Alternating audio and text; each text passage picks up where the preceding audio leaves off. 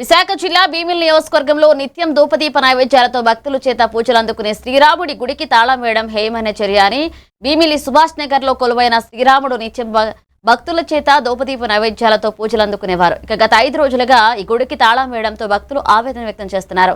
ఆలయ ధర్మకర్తని అడగడంతో అర్చకుడి ప్రవర్తన సరిగా లేని కారణంగా మందిరానికి తాళం వేయడం జరిగిందని చెప్పడం జరిగింది. ఏదైనా శ్రీరాముని నిత్య పూజలు అందించే భక్తులను స్వామివారికి దూరం చేయడం హేయమైన చర్య అంటూ కూడా బాధ్యులపై కఠిన చర్యలు తీసుకోవాలని స్థానికులు డిమాండ్ చేస్తున్నారు.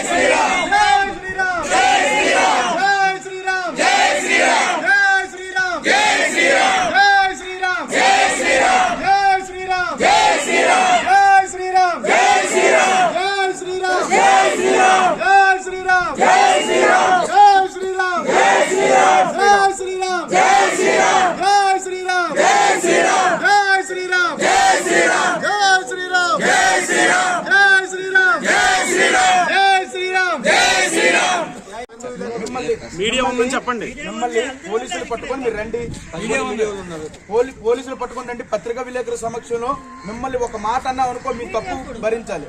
మిమ్మల్ని ఒక మాట అనము, మిమ్మల్ని ఏమనం, జస్ట్ మీరు వచ్చి గుడి తాలూకా